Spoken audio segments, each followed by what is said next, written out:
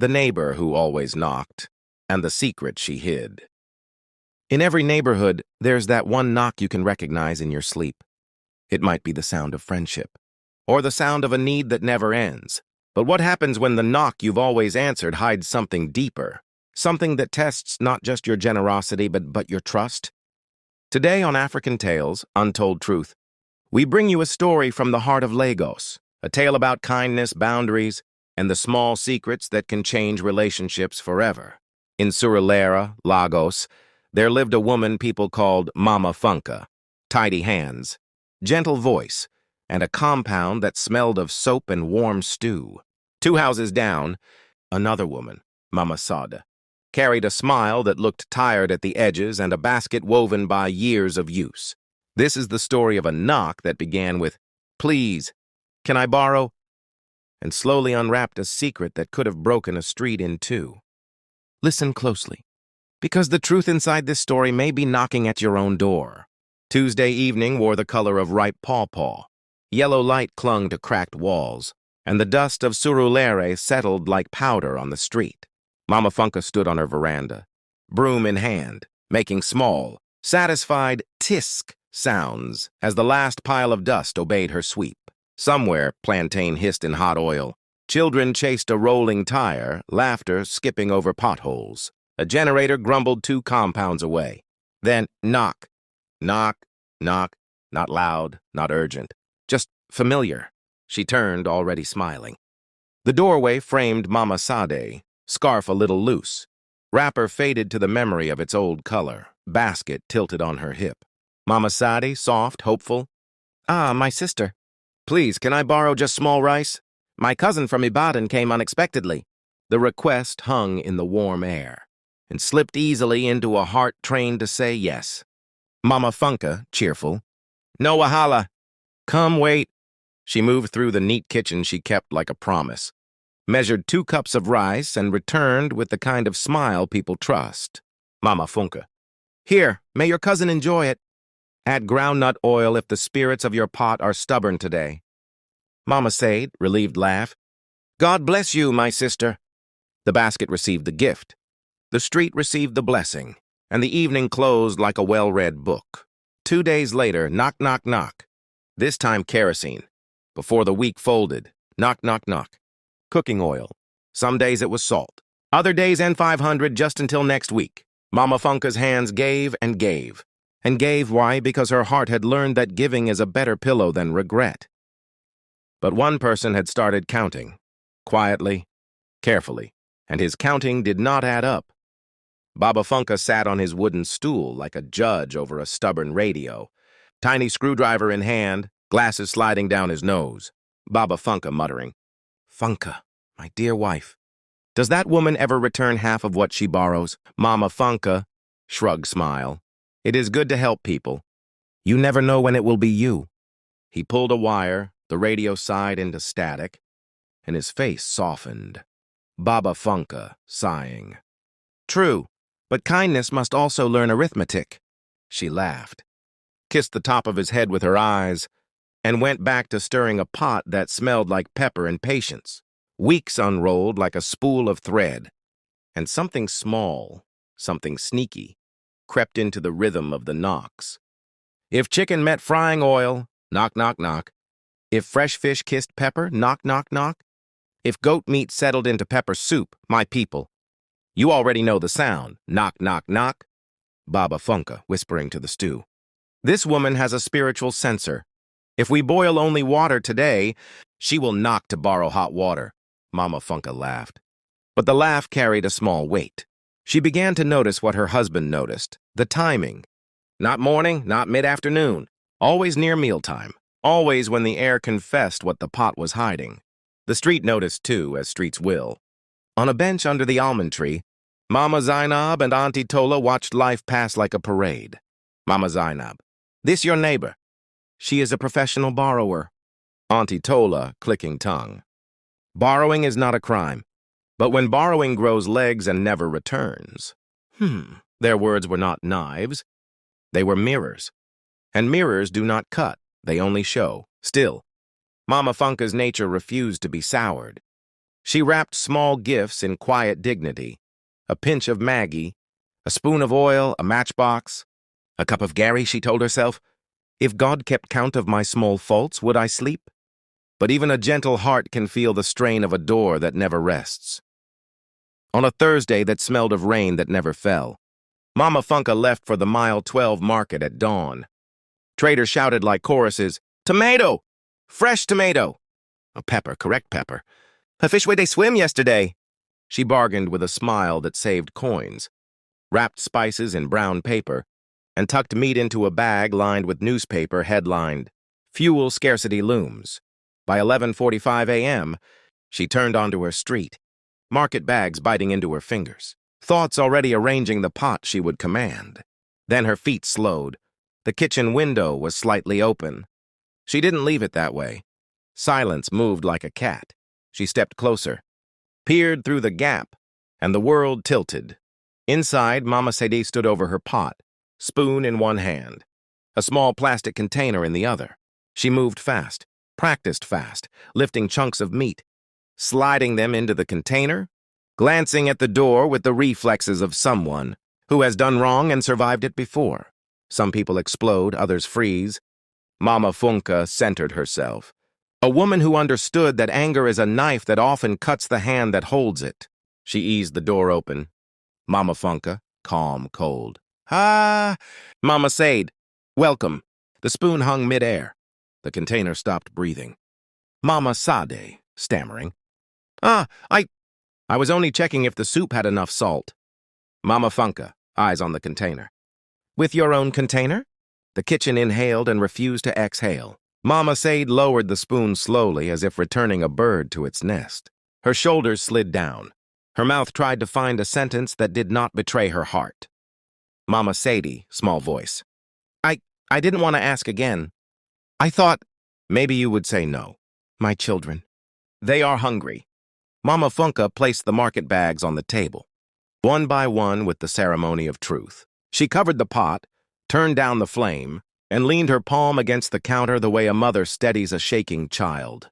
Mama Funke. "My sister, hunger is a storm, I know. Asking for help is not shameful. But taking what is not yours, even a spoon of soup, is how trust dies. Today it is meat from my pot. Tomorrow, will it be the radio from the bedroom, or the money I hide in a wrapper for emergencies? Do not let hunger become a teacher that instructs your hands to steal." Tears swam in Mama Sade's eyes, then fell like coins you cannot pick from the gutter. Mama Sad, sobbing. "I am ashamed. Every time I knock, I tell a small lie to make it easier. Visitor came, kerosene finished. But the truth is, sometimes there is no visitor. Sometimes I did not plan well. Sometimes I am just tired of being the woman who is always in need. The knock hides me. The knock protects me. Today I was afraid your yes had finished." Mama Funke listened the way good people pray, with her whole body. Mama Funke. "Listen to me. My door will not close because of shame. But my window will not be your doorway. If you need help, ask. If I can help, I will. If I cannot, I will say so. The truth may taste bitter, but it keeps the stomach of trust from running." A long silence. The pot cooled. The pride cooled. In that small kitchen, two women folded a crossroads into a promise. Fragile, but real. By evening, Surulere did what Surulere does. It talked.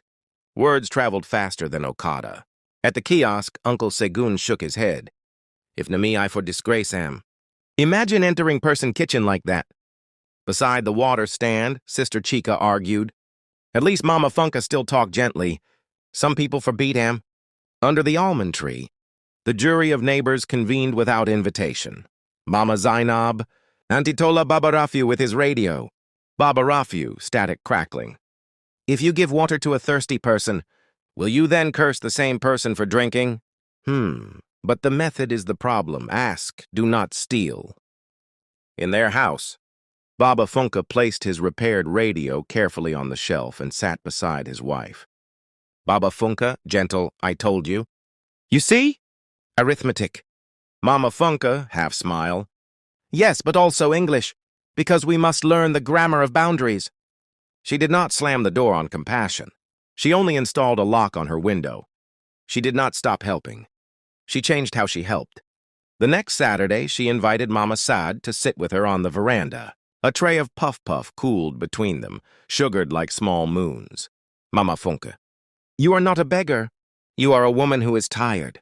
Tired women make mistakes. Come, let me take you to Sister Reese, who fries puff-puff and buns by the roadside. She always needs hands in the morning rush. Learn small, earn small, grow small. On Monday, the air tasted of beginning. At the stall, Sister Reese moved like a dance. Batter, oil, turn, drain, sell. Sister Reese, quick smile. If your hands are clean and your mind is willing, I am ready. Start tomorrow. Morning shift. Mama Sade nodded, a nod that understood that shame will not feed a child. But effort might.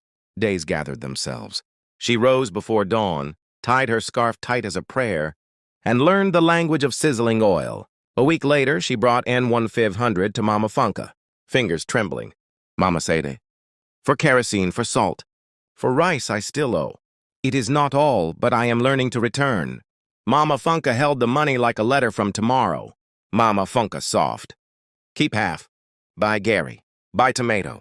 But write your debts and clear them steady. Let your children watch you do it. They must learn that a woman can be poor today and still stand tall tomorrow. And the street adjusted. The knock did not disappear. It changed. Now it came with eyes that told truth. My sister, I am short N200. I can return on Friday. Sometimes the answer was yes. Sometimes it was no.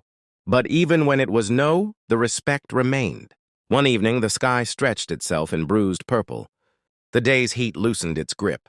Mama Funke stirred okra soup with the care of a storyteller. There was a single knock.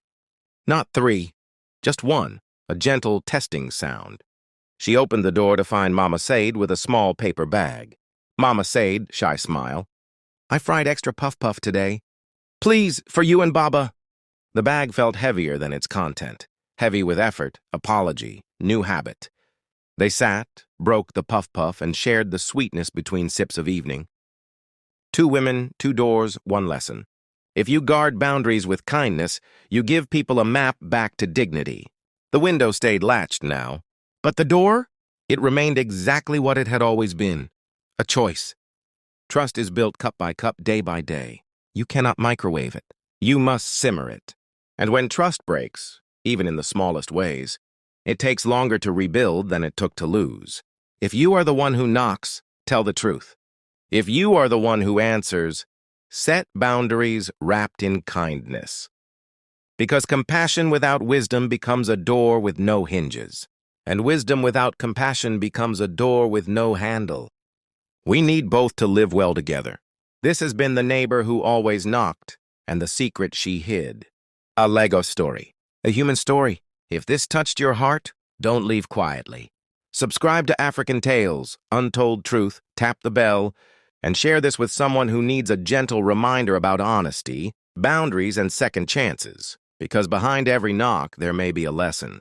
And behind every lesson, a better version of us. Lesson for viewers. Kindness and honesty walk on the same road, but they must walk together.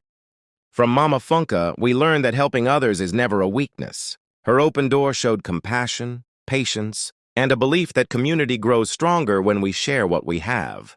But her journey also teaches us this. Kindness without boundaries can turn into silent suffering. Just because you have a good heart doesn't mean you must allow your trust to be taken for granted. Saying yes all the time can slowly open the door to disrespect. From Mama Sade, we learned that asking for help is not shameful. But hiding your true situation can destroy the very trust you depend on. Borrowing without honesty, or taking without permission, is a seed that grows into mistrust. And once trust is broken, it takes more than an apology to repair it. If you knock, let your words carry the truth, not an excuse. For everyday life, if you are in need, speak openly. People respect a truthful request more than a hidden act. If you are in a position to help, help wisely, with generosity and with clear limits. Remember, a relationship without honesty is like a pot without a lid. Sooner or later, the heat will escape and the food will spoil. Final advice. In our daily behaviors, let us practice balance, give with a pure heart, receive with gratitude, and protect trust as you would protect your own home. Once it's gone, you may never get it back the same way. In life, kindness and honesty must walk together. If you knock, knock with the truth. If you open, open with wisdom. Trust is like a clay pot. Once it cracks, you can patch it, but the scar will always show. Protect it in your home, in your friendships, and in your community. If this story touched you, subscribe to African Tales Untold Truth. Because behind every knock, there's a lesson worth learning.